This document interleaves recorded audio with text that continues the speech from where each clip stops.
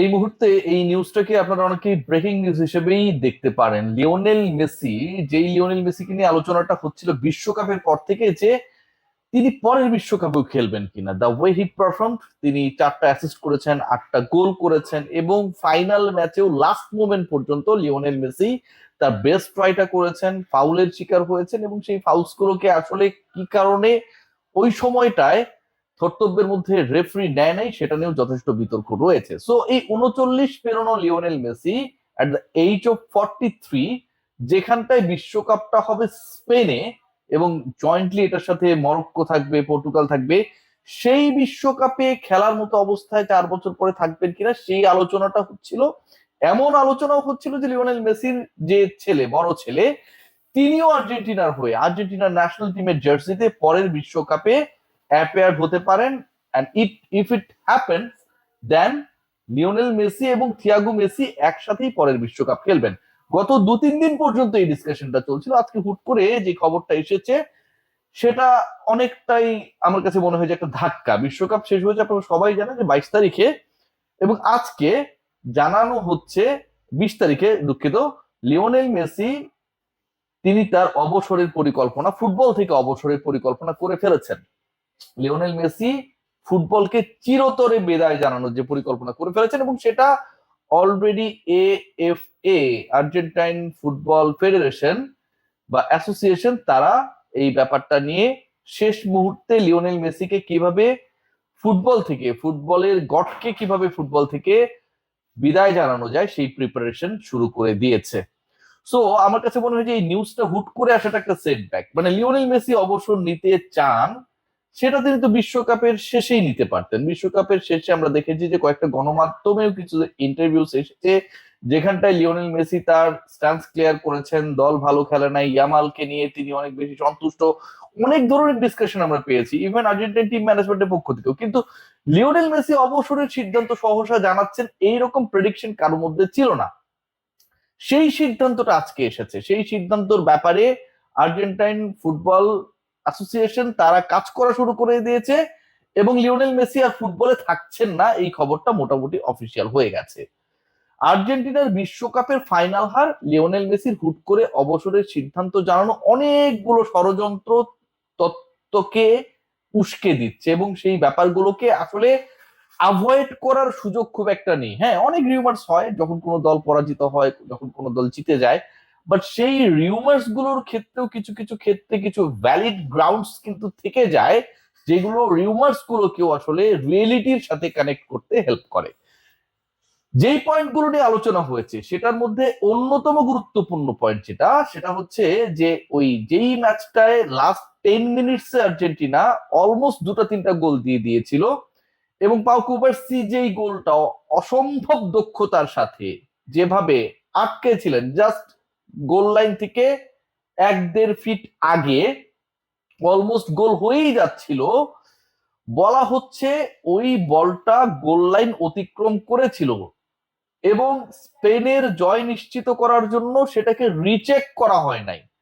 Goal line যদি বল অতিক্রম করে সেটার একটা শ্যাডো ক্রিয়েট হয়, এবং অনেকেই দাবি করছেন যারা এই ষড়যন্ত্র তত্ত্বগুলোকে নিয়ে আসলে ডিসকাশন করছেন, যে ওইরকম একটা শ্যাডো নাকি ক্রিয়েট হয়েছিল, that the ball it cross the গোলবার। So এরকমটা যদি হয়ে থাকে এবং সেটা যদি রিচেক করা না হয়, this is a very valid point. এমনও আলোচনা রয়েছে যে আর্জেন্টিনা ফুটবলার যারা, তাদের যে পরিবারের সদস্যরা, মানে এরকম একটা হাই ভোল্টেজ ম্যাচ, একটা বিগ ম্যাচ, ডেফিনেটলি এর আগের ফাইনালে আমরা কি দেখেছিলাম? এর আগের ফাইনালে আমরা দেখেছিলাম এবারে না থাকা আনহেল ডি মারিয়ার ফ্যামিলি ছিল, লিওনেল মেসির ফ্যামিলি ছিল, এবং তারা বিশ্বকাপ জয়ের পরে পুরো পরিবার নিয়ে সেই উৎসবটা করেছিল কাতারে, রাইট? সো যেই দলের ফুটবলারদের সেই এক্সপেরিয়েন্সটা আছে টু টেক দ্য প্রেশার, তাদের ফ্যামিলি মেম্বার গ্যালারিতে থাকলেও যে প্রেশারটা ক্রিয়েট হয়, এক্সপেকটেশন ক্রিয়েট হয়, সেটাকে হ্যান্ডেল করার, এবার সেই এক্সপেরিয়েন্সড ফুটবলাররা, সেই এক্সপেরিয়েন্স টিমের ফুটবলাররা, they did not allowed their family members in the stadium. ফজিনহার ফ্যামিলিকে লিওনেল মেসি হিউজ টাকা খরচ করে, ডলার খরচ করে টিকেটের ব্যবস্থা করে দিয়েছে। বাট আমরা বড় ফুটবলারদের অথবা ফুটবলারদের যারা আর্জেন্টিনার প্রাণ ভ্রমরা ছিল তাদের ফ্যামিলি মেম্বারদেরকে দেখিনি কেন? বলা হচ্ছে যে দেয়ার ওয়ার সাম থ্রেটস, যে ফ্যামিলি মেম্বাররা যেন মাঠে না যায়, অথবা আর্জেন্টিনা যেতে গেলে তাদের পরিবারের উপরে, এগুলো সবগুলোই কিন্তু রিউমার্স, এখন পর্যন্ত কোনোটাই প্রমাণিত না, বড় ধরনের নাশকতা হতে পারে, এই যে ব্যাপারগুলো। এবং যখন ওই ড্রেসিং রুম থেকে, গ্রিন রুম থেকে বের হয়ে টানেল পেরিয়ে যখন মাঠে আসছিল আর্জেন্টিনা দল, ওই সময়টায় লিওনেল মেসি যেভাবে দলের সদস্যদের সাথে কথা বলছিলেন, শান্ত হতে বলছিলেন, তার মানে আপনি যখন বলবেন যে মানে শান্ত হও, হ্যাঁ ঠান্ডা হও, হোয়াট ডাজ ইট মিন? মানে কেউ না কেউ অশান্ত ছিল, অথবা কেউ না কেউ কোনো একটা পক্ষ অশান্ত করেছিল। আমি শান্ত হতে বলবো কখন? আমি কাউকে কখন কুল ডাউন করব? যখন তিনি কোনো একটা হিটেড আর্গুমেন্টের মধ্য দিয়ে যাবেন, হিটেড টকিংস এর মধ্য দিয়ে যাবেন। এরকম একটা সিচুয়েশন ক্রিয়েট না হলে কিন্তু আপনি রিফ্লেকশনে কাউকে বলবেন না ভাই কুল ডাউন, চুপ হও, আমাদের খেলায় ফোকাস করো। নিশ্চয়ই কিছু একটা ঘটেছিল।